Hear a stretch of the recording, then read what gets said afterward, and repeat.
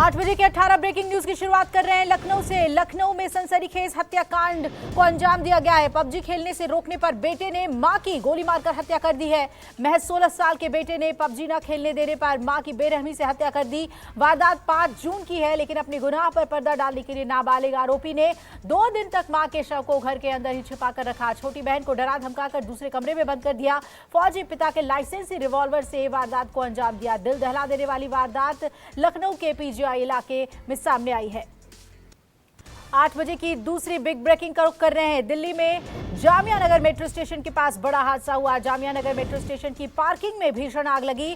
Parking में करीब 50 e rickshaw आग की चपेट में आकर खाक हो चुकी है। हादसे के वक्त मौके पर दमकल की कई गाड़ियां पहुंची। कड़ी मशक्कत के बाद इस आग पर काबू पा लिया गया है। 8 बजे की तीसरी बिग ब्रेकिंग का रुख कर रहे हैं। कानपुर हिंसा से जुड़ी हुई अहम खबर। इस मामले में पुलिस ने पीएफआई के 3 सदस्यों को गिरफ्तार कर लिया है। कानपुर पुलिस कमिश्नर विजय सिंह मीणा ने बताया कि कानपुर हिंसा में पीएफआई के 5 सदस्य शामिल थे, जिनमें से 3 की गिरफ्तारी हो चुकी है। तीनों आरोपियों को जेल भेज दिया गया है, जबकि एक आरोपी बीमार है जो चलने में असमर्थ है। वहीं दूसरा आरोपी गायब है। कानपुर हिंसा में पुलिस अब तक 50 आरोपियों को गिरफ्तार कर चुकी है। आगे बढ़ेंगे। 8 बजे की चौथी बड़ी खबर भी कानपुर हिंसा से जुड़ी हुई। हिंसा के मास्टरमाइंड हयात जफर हाशमी को कोर्ट ने 14 दिनों की न्यायिक हिरासत में भेज दिया है। इस बीच मुख्य साजिशकर्ता हयात जफर ने बड़ी मांग की। हयात की पत्नी ने कहा कि कानपुर हिंसा की जांच सीबीआई को सौंपी जाए। साथ ही ये भी कहा कि हयात जफर हाशमी इस हिंसा में शामिल नहीं थे। हयात बेकसूर है और उन्हें बदनाम करने की कोशिश की जा रही है। आगे बढ़ते हैं। 8 बजे की 5वीं बड़ी खबर ज्ञानवापी मामले से जुड़ी हुई। सर्वे कराने का फैसला देने वाले जज रवि कुमार दिवाकर को धमकी मिली है। इस्लामिक आजाद मूवमेंट संस्था ने जज को यह धमकी दी है और चिट्ठी के जरिए सिविल जज रवि कुमार दिवाकर को धमकी दी गई है। सिविल जज ने अपर मुख्य सचिव गृह को चिट्ठी लिखी और चिट्ठी लिखकर कार्रवाई की मांग की है। वहीं सिविल जज रवि दिवाकर को इससे पहले भी धमकियां मिल चुकी हैं।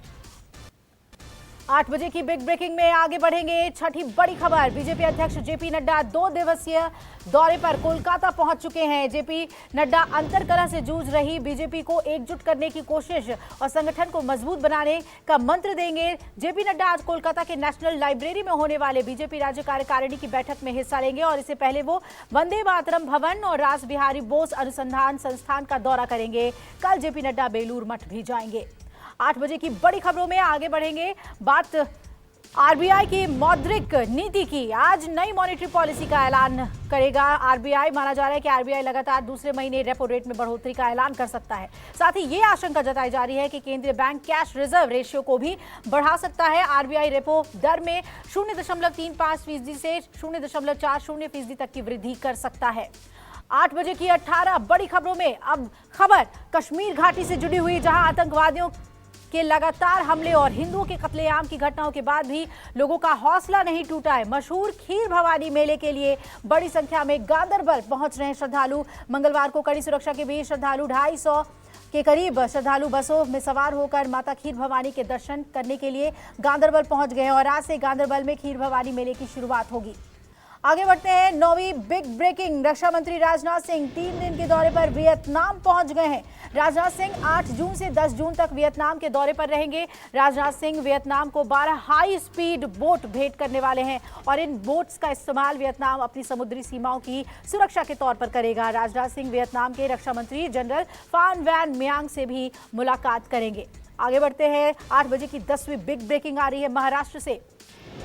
महाराष्ट्र में औरंगाबाद जिले का नाम संभाजी नगर करने को लेकर सूबे का सियासी पारा हाई पर है और इन सब के बीच राज्य के मुख्यमंत्री उद्धव ठाकरे की आज औरंगाबाद में एक रैली होने जा रही है। इससे पहले शिवसेना ने रैली को लेकर चौथा टीजर जारी किया है, जिसमें बाला साहेब ठाकरे की रैली का वीडियो और भाषण शेयर किया गया है। 8 बजे के 18 ब्रेकिंग न्यूज में 11वीं बड़ी खबर। जम्मू कश्मीर में लगातार हो रही टारगेट किलिंग पर बात करने के लिए दिल्ली में मुख्यमंत्री अरविंद केजरीवाल ने केंद्रीय गृह मंत्री अमित शाह से मुलाकात के लिए समय मांगा है। इस बात की जानकारी खुद सीएम केजरीवाल ने दी है। अरविंद केजरीवाल ने कहा, मैंने मिलने का समय मांगा है, उम्मीद है कि वो मिलने का समय देंगे।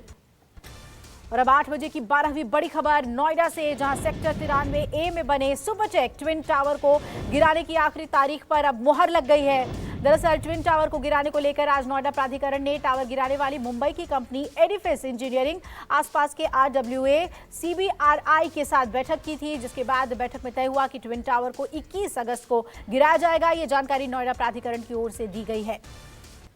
और अब 8 बजे की 13वीं बड़ी खबर। आरएसएस यानी राष्ट्रीय स्वयंसेवक संघ के 6 कार्यालयों को उड़ाने की धमकी दी गई है। राजधानी लखनऊ के मड़िया गांव थाने में इस बाबत एफआईआर दर्ज कर ली गई है। पुलिस का कहना है कि धमकी देने वाले को लखनऊ पुलिस ने तमिलनाडु से गिरफ्तार किया है। सोमवार की रात एक व्हाट्सएप ग्रुप पर लखनऊ के अलावा आरएसएस के 5 कार्यालय उड़ाने की धमकी दी गई थी। धमकी के अंदर यूपी के 2 और कर्नाटक के 4 आरएसएस दफ्तर का जिक्र है। आगे बढ़ते हैं, 14वीं बड़ी खबर का रुख करेंगे जो है महाराष्ट्र से। अमरावती से सांसद नवनीत राणा और उनके पति विधायक रवि राणा को मुंबई पुलिस ने नोटिस भेज दिया है। राणा दंपति को आज कोर्ट में हाजिर रहने के लिए कहा गया है।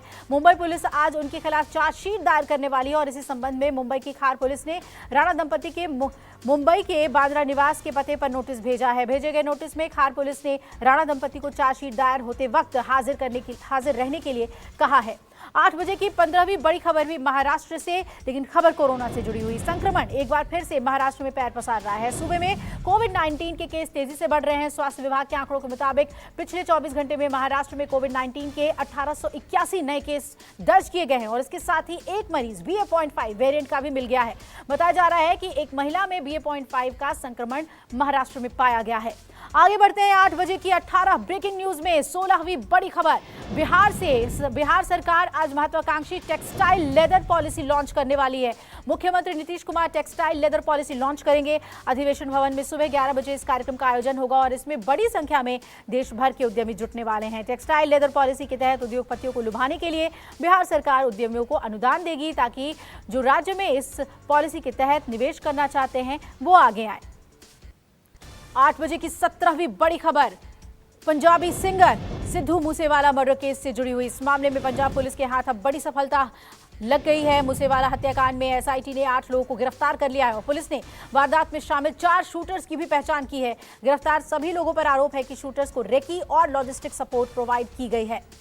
आगे बढ़ते हैं, 8 बजे की 18 बड़ी खबर। Big breaking. अलकायदा ने दिल्ली सहित भारत के कई इलाकों में कई राज्यों में हमले की धमकी दी है। बीजेपी नेता की टिप्पणी को लेकर आतंकी संगठन ने धमाकों को लेकर धमकी दी है। आतंकी संगठन ने विज्ञप्ति जारी करते हुए कहा है कि हम उन लोगों को मार देंगे जो हमारे पैगंबर का अपमान करते हैं।